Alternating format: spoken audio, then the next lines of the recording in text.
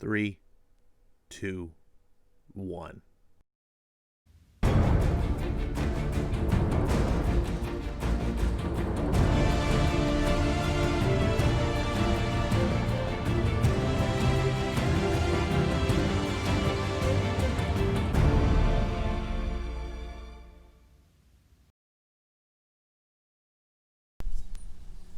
What's going on, everyone?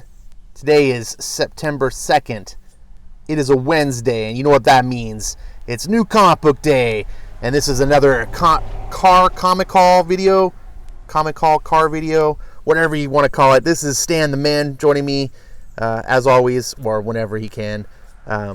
Stan, thanks for joining us. Everyone misses you. Everyone loves Stan the Man.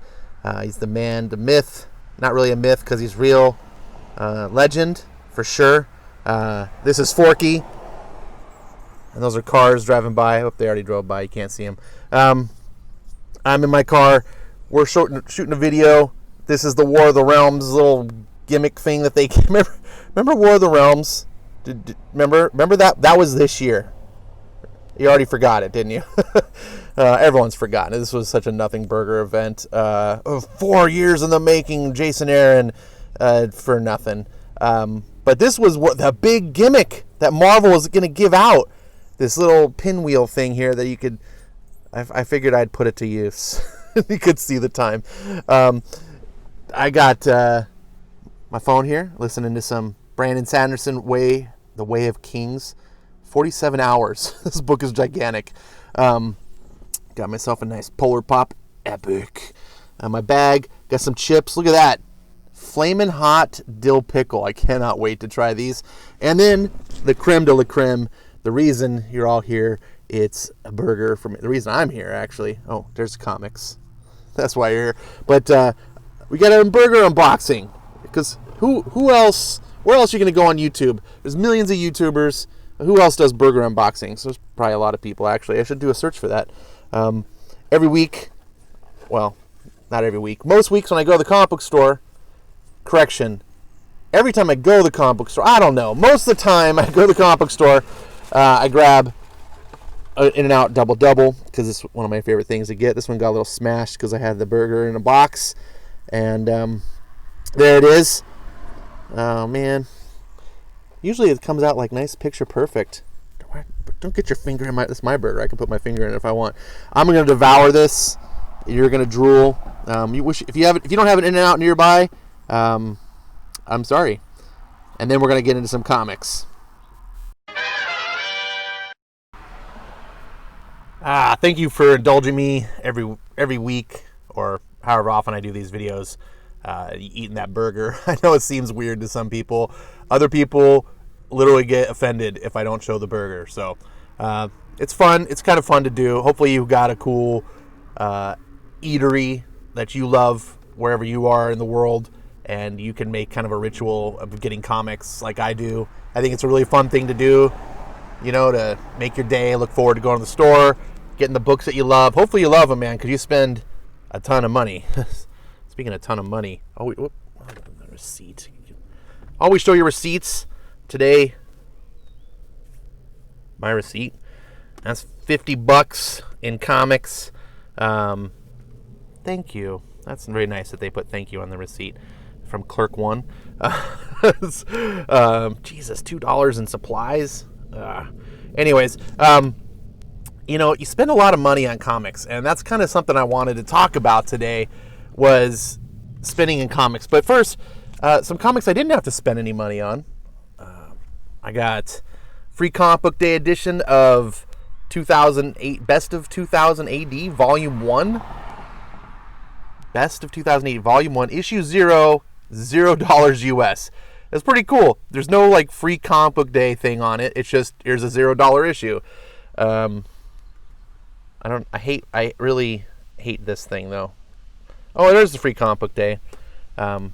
So I go to the comic book store. Apparently they're just releasing the free Comic Book Day comics piecemeal throughout the year, because they were already made, and then free Comic Book Day never happened, and it's not going to happen because COVID's never going to end. So they're just now releasing them, but my store doesn't put them on the shelf, which is kind of smart because they'd be gone in a second. So I have to ask for them. So I was like, I don't know about Judge Dredd. That's all stupid and woke now, but this is old school apparently. So I was like, yeah, throw that in there. I was like, what else you got? They said, oh, we got this Jack Kirby book. And I was like, Jack Kirby? I was like, oh, I'll take that. So it's Jack Kirby, The Epic Life of the King of Comics. So I was like, by Tom Scioli. So I was like, yeah, what, free? But yeah, toss that in there. And then another free book is Lady Mechanica. So I've heard a lot of people talk good about this.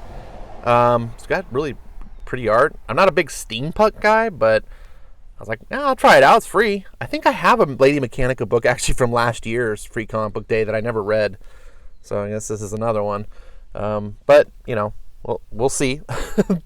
But so speaking of free comics, and just it costs in general, in the beginning of the video I talked about, I showed that I was reading Way of Kings, or listening to it rather, on Audible. I get a lot of my book reading actually done through Audible. I used to be one of those people that was like, oh, you listen to books?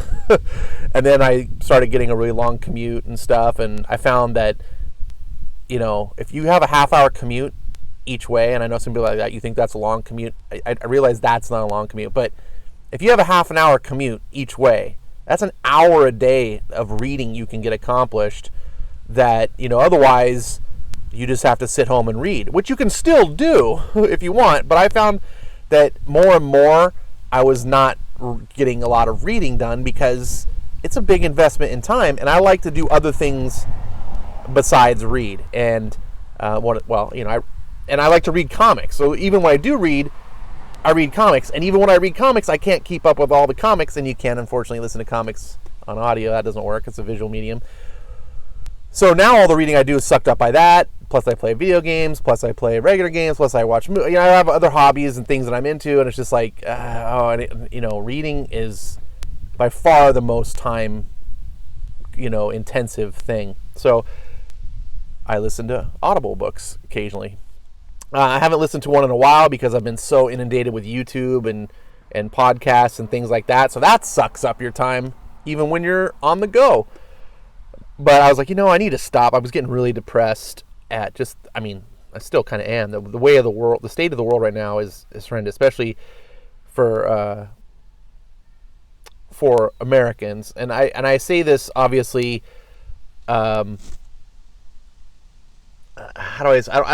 I know there's plenty of people in the world that have it way worse than Americans, and I don't mean to be flippant about it. But when I say it's really bad for Americans, it means because I recognize as an American that we are soft, right? I could pretty much, any African country I could go to would be like a nightmare for me. Because I didn't grow up in that world. I would not know how to survive in that world. I am not prepared mentally, physically, emotionally.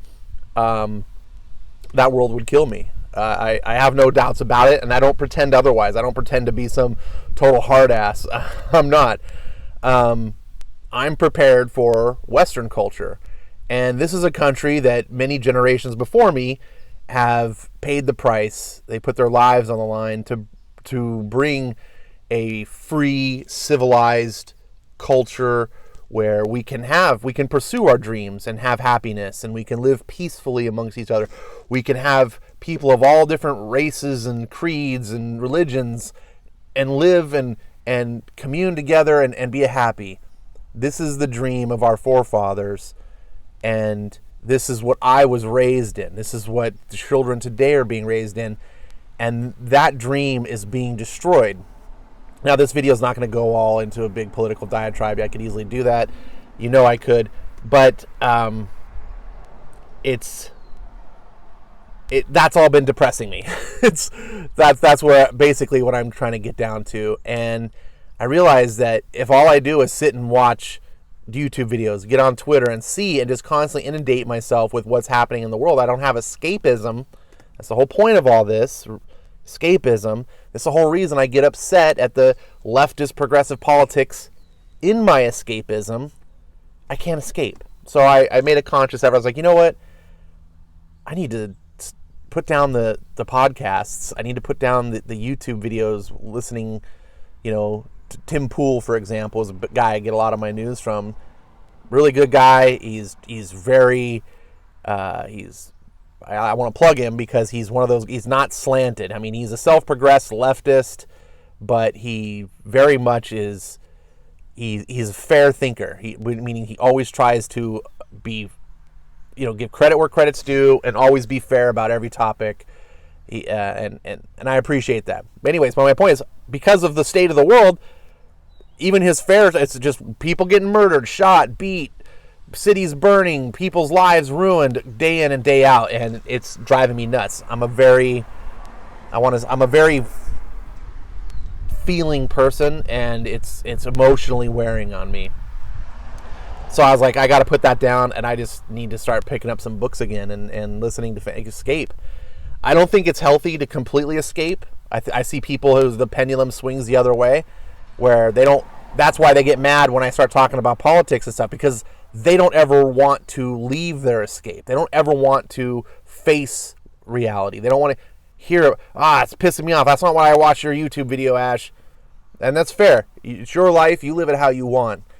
But I think it's healthy to have a balance of escape to give your mind peace, and but also face reality, because the world's not just about you or me. It's about all of us, and the only way things can get better is if we all work together. We all face things together. But I'm not here to preach to you. My point is to explain what's going on in my mind, how I've been feeling, why I picked up the book. So anyways, why I picked up this book, now you know why. And I thought to myself, man, this thing's 47 hours long. Now that's huge. Most audiobooks are between 8 to 10 hours long. That's a standard novel. The really big ones, like the Game of Thrones books, are, I think, like 36 hours long. Those are pretty big. So, just to give you an example of this Way of Kings. Now, I've listened to Brandon Sanderson quite a bit. I've read 6 of his books. I would say quite a bit. He's 2 trilogies I've read. The first one, what turned me on to him, was the Reckoner series. The first book is called Steelheart, and it's a really awesome take on, I don't want to say superheroes, superpowered beings. So if you are a comic book guy that likes capes, meaning superpowered characters, this is a book you may want to read. It's a post-apocalyptic setting where superpowered people exist. The hook of this thing is, they're called epics, by the way. That's what they call them in the story. So the epics, the people with the superpowers, the hook is every single epic, every single one turns evil. That's like, it's like part and parcel with getting the powers. You get the powers, and it turns you evil. And it seems to be the more powerful the epic, the more evil they are. And so the reason why it's post-apocalyptic is because when these people started getting powers, they started turning evil. There weren't anyone to fight them except the non-epics, and so there was a big World War III type thing, humans versus epics. Humans lost. And it's a really cool setting. And the main character is this boy whose dad was killed 10 years previous. I'm not spoiling anything because this all happens right at the beginning of the book, is the setup. His dad was killed 10 years previous. He grows up living in an orphanage, and this whole time he's been plotting his revenge to kill the epic that killed his dad, which the epic's name, he goes by Steelheart. All the epics give themselves a comic booky sort of name, and he wants to kill it because the reason why the epic killed his dad is because his dad made him bleed. And the only person that's ever been known to make Steelheart bleed, because his power, one of his powers is he's invulnerable, was his dad. And so this boy, this kid, I think he's like 18 in the story, believes that epics all have weaknesses, and if he can find out what they are, he can exploit the weakness and kill him, because he's seen Steelheart bleed. He's the only one alive to know it. And the reason why the series is called The Reckoners is because there's this myth out there that there's a resistance group that hunts down epics and kills them called The Reckoners, and this kid believes that they exist, so he's trying to find them. And it's a cool story. It's 3 books, and true to Brandon Sanderson's style, each book is a little bit different, so he doesn't deliver the same thing twice. and you think you read the first book and then it's over, like you get the twist and you're like, oh my God, I didn't see that coming.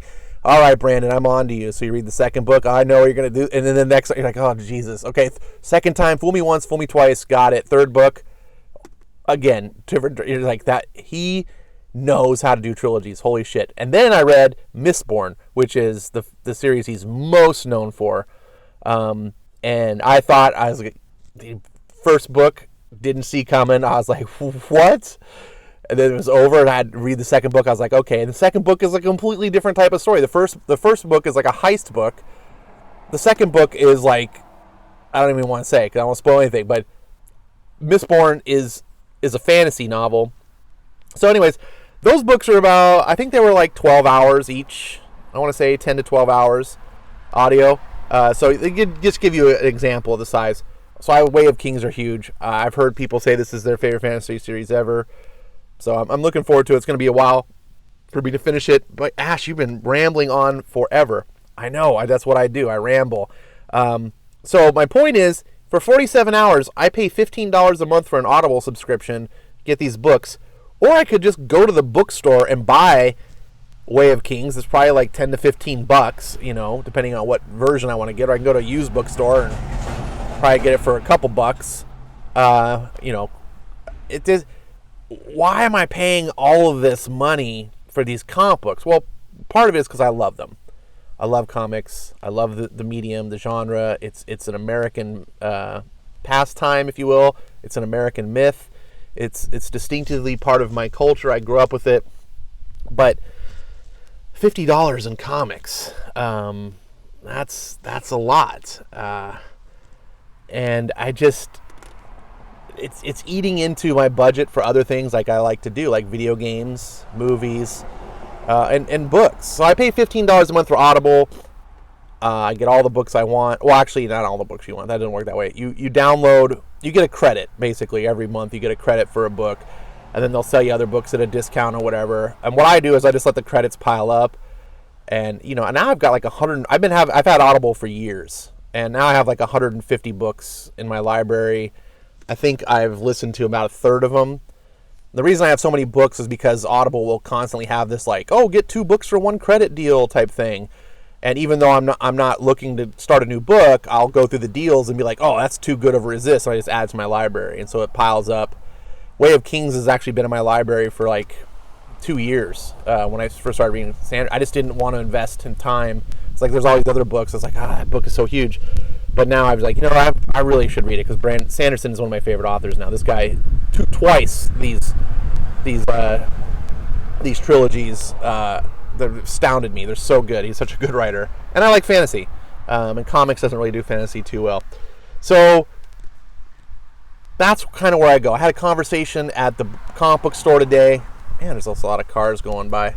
Now I'll show there's no cars. Maybe I should just keep the camera out here. Then there won't be any cars. Is that how that works? So, what was I saying? I went to the comic book store today, and we were talking about comics, and it was the Lady Mechanica, actually, comic. The girl, the staff at the store, the girl, she was, I was like, what free comics book day do you have? And I went through it. She's like, recommend. So these are the 3 I picked. I handed back some others, and I was going to hand this one back. And she's like, oh, it's really good. It's got the art, good art, and da-da-da. But she's like, the only problem is the guy who does the book is like a really perfectionist, and sometimes his books don't come out on time. They take a long time to come out. We had this little discussion about how like I missed that. I was like, it would be cool with that. I want comics to come out less often. There's this... I'm tired of just DC just machine gunning their comics. Now, Marvel does the same thing, but Marvel's crap, so I just don't buy their comics, except for 3. But DC, I actually like their comics. They've got quite a few comics I like, but they come out just... You're going to see in my pull here today, so many comics. So many. Just bam, bam, bam, bam, bam. And some of you are going to look at my pull list and be like, that's it? That's all the comics you got? That's not that many. Well, yeah, I get it. I know some of you guys are comic whales. I've seen one of the guys, regulars in my store. He buys like almost a short box of comics every time. It's like, I get it. I'm not a whale, but I'm trying to keep a modest budget on comics. honestly, part of my biggest problem isn't even paying for the comics, which it is a big problem. I just think that's a lot to devote. But it's the space. Since I got back into comics, little over 2 years ago, just over 2 years ago, I started buying comics. I'm already at 9 short boxes. That's way too many. I'm getting close to half of my previous collection when I collected back in the 80s and through the early 90s. And back then, I thought I was buying a lot of comics. I bought a lot more back issues. I think I have a little over 20 boxes. I thought that was quite a bit. Now I know some of you big time collectors have been collecting for 30 years. That's nothing. I get it. I'm not trying to pat myself on the back. I'm not trying to brag by any means. But for me, that's a lot. I don't want 30 short boxes, which is what I'm at now. I'm over. That's too much. And the real point of it is, I've collected in 2 years what it took me, almost 10 years to get. It's like, it's just so much. And part of the reason is because of how they come out these days. They're just rapid fire. I mean, it feels like a year ago I started getting Justice League. I didn't get Justice League when I got into comics. I was not a Justice League guy. Never was. It wasn't until the new Justice League started with Scott Snyder. I always got to stop and pause because I mix Scott and Zack's name up all the time. Scott and Zack Snyder. Anyways, Scott Snyder's Justice League. They had the Jim Lee covers that I'm a big Jim Lee fan, and I was like, I like these alt covers where Jim Lee's doing one of the Justice League characters on each one. I was like, I'm going to buy these first 7 issues that Jim Lee's going to do. It'll be real fun to collect those issues. And if the book is good and it sells me, I'll keep reading it. Well, turns out the book was good. But my point is, I feels like that was like a year I had been back into comics. It's already in the 50s. Already in the 50s. The books come out way too much. I would love for comics to go back, first of all, to monthly. But indies, I remember collecting Teenage Mutant Ninja Turtles. You were lucky if a Turtles came out quarterly back in the old days. Original Teenage Mutant Turtles. That book hardly ever came out, but we were glad to get them. No one bitched. I mean, I guess some people bitched and moaned, but we didn't have the sense of entitlement like today, which is why you didn't have the weekly comics and the bi-weekly comics. People didn't want to do that. That was ridiculous. During the summer, you could sell X-Men bi-weekly because X-Men was a top thing, and Marvel got away with it for 3 months. But most books, nowadays, it's just bam, bam, bam, bam, bam, bam, bam. Hurry, get these comics out before people realize they suck and stop buying them. That's really what it feels like, right? It's like the same mentality that the movie industry has been in for the past 30 years. Where it's like, sell you on this awesome trailer with big budget special effects, and then, get as many people you can possibly go see it in the first week before word of mouth hits, and make that, $1 billion movie. Not nowadays, it's $1 billion, this is what they strive for in the first week before everyone realizes, oh, this sucks. Nowadays, movies have like a 70% drop off after week 1, or week 1. Second week, 70% drop off. It's ridiculous. They make all their money. It's scamming you up front, making you feel like, oh, this is going to be the best thing ever, and then you get it, and it's like, nah. And Marvel, that's what Marvel does. Look at the great art that they put. This fantastic Alex Ross covers on Captain America. Every issue just looks gorgeous, and you open it up, the art is shit. The writing's even worse. It's anti-American communist bullshit. Yeah, but they fool you, and a lot of people, Marvel gets away with it because Marvel sells comics like collector cards, baseball cards. A lot of people buy Marvel comics, don't even read them, but they collect them. They liked it, and there's nothing wrong with that if you know what you're getting into. If you know that's what I'm doing, then fine, you could do it. But Marvel's problem is Marvel's screwing everyone that's not doing that. Everyone that's not okay with that. Everyone that's like, I just want to buy comics to read. I don't care about collecting. I don't care about my value. My value is in the entertainment. And so here I am today just debating with myself and now blabbing to you forever about what's the real value of comics? How much should I be spending? How much should I be devoting my time? And it feels like pressure, especially doing YouTube videos. It feels like pressure to like not get backlogged. Because if I wasn't doing the YouTube videos, I could have just leave these comics sitting on the side and get to them later. But now I feel like, oh shit, I buy these comics and I got to do a video on them, and I'm not doing it. And, I could go on for hours here, and you don't want to hear about that. But that's where I'm thinking. I don't know what you're thinking about as far as your budget for books and what you want to devote your time and resources to. But I think, man, Way of Kings has given me so much more entertainment just listening to it in the car than a lot of books I buy. So, and what DC is doing, they're way better than Marvel, but that's not saying much. And I'm tired. They promised 2020, in January in 2020, they promised they were going to start going back to monthly again.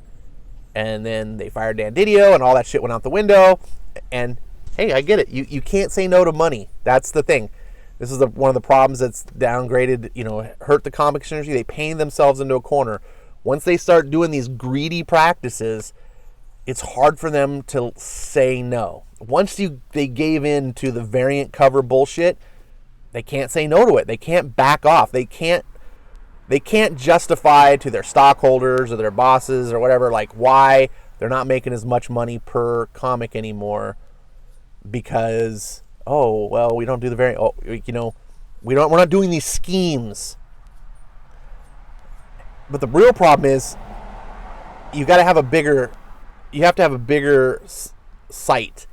You have to step back and have more of a larger perspective. That's what I guess I'm looking at.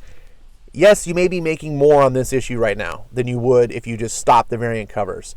But if in the long term you decrease your comic book sales across the board, then your overall revenues are going to drop. So short-term gain for long-term pain. That's how I see things going. And that's way off tangent. Total weeds video. Basically, my whole point of this long diatribe, 24 minutes now. I apologize to all the people that can't stand. Fortunately, YouTube has a fast-forward feature, so I don't actually have any real... I don't feel bad for anyone who's like, this is wasting my time. You can fast-forward. I'm at a crossroads. I don't know what I'm going to do. I really like some of my comics. Part of me's thought of I just want to bail on all the main, just collect some of the indies, and that's it. We'll see. That's where my mind is. Where my mind is next are these flaming hot dill pickle chips. I opened them up, but I have not tried one yet.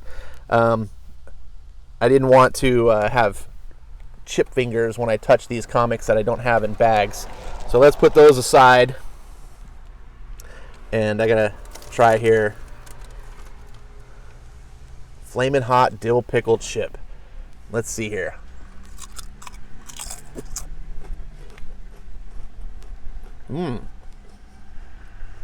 It's pretty spicy. It's pretty good. I like dill pickle chips. I recently did a road trip a couple months back to Texas. It was a pretty fun road trip. And stopped by somewhere in Arizona in the middle of the night. Stopped by a convenience store. They had dill pickle Doritos. And I was like, what? And then I was like, I got to buy these. This is ridiculous. This is too ridiculous not to buy.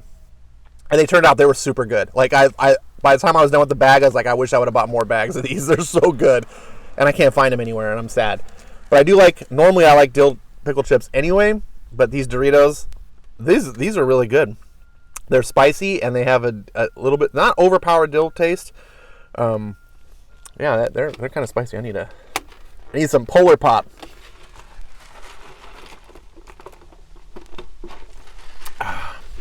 All right, let's get into some comics. Now, because of the fiasco with Diamond a little while back, I didn't get comics, DC Comics, for like 3 weeks, I want to say, because F Diamond, remember, our comeback will be bigger than our setback. Your comeback sucked balls. So my store finally tracked down, I was missing 5 total issues so far. I was able to find stuff. They tracked down 2 of them. So I'll just real quick, I picked up Detective Comics 1023, Justice League 49. And then last week's comics, I didn't go to the store last week, so here we go. starting off with DC, got Justice League 25, Justice League Dark, that is. Yeah, I'm behind on this. Can't talk about it. Batman, Superman, also behind on this because I still don't... Well, actually, I was able to find number 9, so now I can actually catch up. God, that looks homoerotic. But Williamson, one of the best in the business. Get to know that name. And then also Detective Comics 1026. I think Tomasi's doing a pretty good job. Not his best stuff. His best stuff is Superman, the Rebirth Superman series. He got robbed by having that canceled out from under him to give to Bendis. That was tremendous. Speaking of tremendous, we got Batman 3 Jokers. I know I finally got to pick this up because I did not go to the shop at all last week. So we get to read this bad boy. I'm running out of space. What else do we got? We got Justice League 52. I believe that was this week. And also Batman 98. Punchline. No, people cannot get enough Punchline. I think this is the first time I've seen Finch draw, so it's always nice to see Batman drawn by Finch. It's a pretty cool cover. I hate Harley. Harley's been turned into 2 stupid characters, I think, actually. So, I don't know. I am enjoying Joker War. It's fun. Some people are bitching about it. I think it's fun. But I have not read this issue yet, so I don't know. Also, Free Comic Book Day edition that I have in a bag, so that's why it's over here, is for Usagi Yojimbo. Pick this up. I have not read this yet. Don't think, oh, that looks silly and gay. And I don't mean that in the homosexual way. I mean in the term, where something's look. I don't even know what that's why I use gay, because I don't even know what other word I would substitute it with.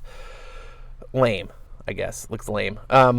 It's Usagi Yojimbo's fantastic. I'm telling you, it's good stuff. Speaking of which, let's make some space. So that is all the DC. So now we're on to Independence. I think I had 8 DC. No Marvels, by the way, in 2 weeks. 8 DC, no Marvels. Usagi Yojimbo number 12. This is the new series, new ongoing. It's IDW's printing for at least as long as they can stay in business.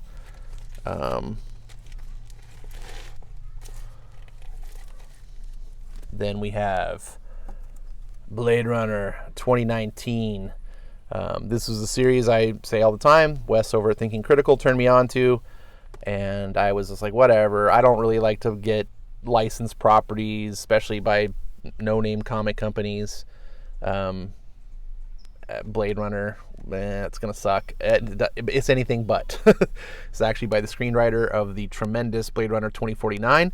So this is like right in. This is an authentic book. If you want an see, normally I don't like to get licensed properties because it's some crappy comic book writer who would never be good enough to write the movies writing it, right? And even in the comic books, it's not like top tier comic book writer. You rarely ever get that, right? It's usually D-list writer for a D-list publisher because they're the ones that do all the licensed properties. It's like, but when you can get a good screenwriter doing the book, that's fun, and it's well done. I like it. They've made it feel like Blade Runner, but at the same time feel different and original. So that's really cool. Then one of my favorite books on the stands, Ascender number 12.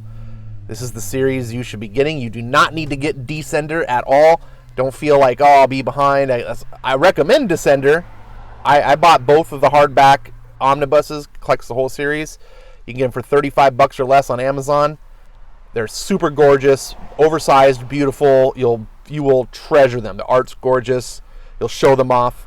But you do not need to read them before this. As a matter of fact, I almost recommend you don't read them before this because this will be all fresh and you won't know what's going on.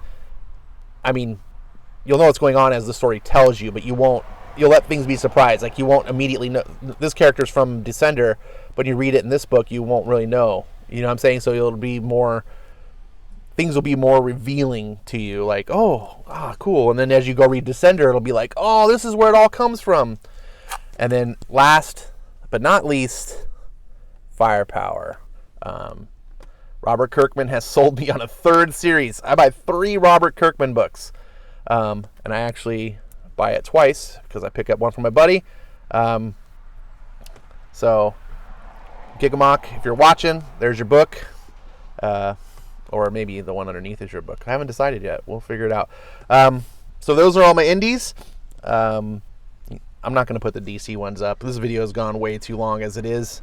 Some of you haven't even made it this far, or some of you just fast forwarded because you're smart. Pick yourself up if you like dill pickle chips. Try these; they're pretty good, honestly. Especially if you like spicy chips, they have just the right amount of heat without being too spicy, and just the right amount of tang for a pickle without being just overpowered pickle. Like this is a good mix. Good job, Lays. Get yourself a Polar Pop, 79 cents, any size. Stan and Forky, look at that. Aw, look at that. They're pals. Get yourself a pal. Everyone needs a good pal. Thanks so much for watching, guys. Hope you had a good comic book haul. New comic day is always fun. I hope you're reading really good comics. Tell me which ones you are. I really love hearing word of mouth, positive love. Some people criticize me for being too negative about the books, and I'm sorry. I just call them as I see them. I love comics. I want them to be great, but I'm not going to drool and slather over crap just because I want to like it that much. Like, have more respect for yourself. Expect better in the things that you love. Okay? Or just love whatever you want. It's your deal. It's your life. Live it how you want. Thanks for watching. I'm going to see you next time. I'm out.